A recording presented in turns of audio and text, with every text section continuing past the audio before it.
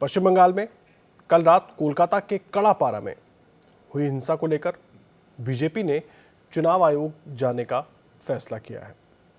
BJP महासचिव कैलाश विजयवर्गीय ने कहा है कि पुलिस इस मामले में कोई कार्रवाई नहीं कर रही है, इसकी शिकायत चुनाव आयोग से करेंगे। कैलाश विजयवर्गीय ने कहा कि जिस तरह से बंगाल में हिंसा हो रही है उस हिसाब से दीदी का बंगाल से जाना तय है। बता दें कि कल देर रात कोलकाता के कड़ापारा में बीजेपी के परिवर्तन रथ पर कुछ लोगों ने हमला किया था। चुनावी तारीखों का ऐलान होते ही पश्चिम बंगाल में बीजेपी और तृणमूल कांग्रेस के बीच पोस्टर वॉर शुरू हो गई है। दोनों पार्टियों ने पोस्टर और नारों के जरिए नया कैंपेन शुरू किया है।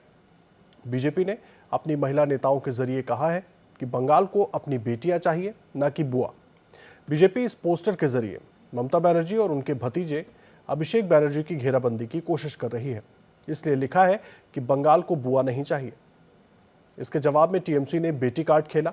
तृणमूल कांग्रेस ने ममता बनर्जी की फोटो के साथ नारा दिया है, बंगाल केवल अपनी बेटी चाहता है। तमिलनाडु दौरे पर पहुंचे राहुल गांधी ने आरएसएस और बीजेपी पर बड़ा हमला किया है।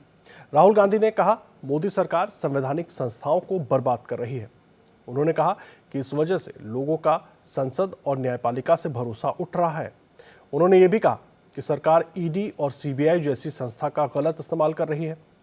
उन्होंने आरएसएस पर लोकतंत्र की हत्या का आरोप लगाया है।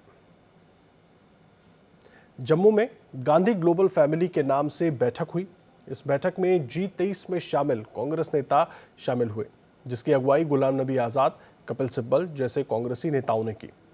लेकिन इस बैठक में लगे फोटो में बैनर में राहुल और प्रियंका गांधी की फोटो नहीं लगाई गई थी।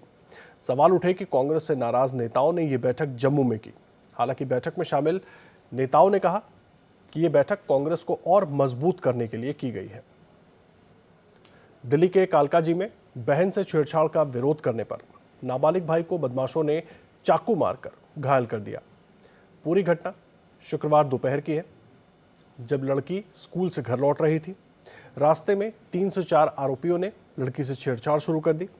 लड़की के नाबालिग भाई ने जब इसका विरोध किया तो आरोपियों ने उस पर हमला कर दिया। इस हमले के बाद लड़की के भाई को गंभीर हालत में अस्पताल में भर्ती करवाया गया है। घटना के बाद पुलिस ने केस दर्ज कर लिया है, जबकि आरोपियों को गिरफ्तार नहीं कर पाई है।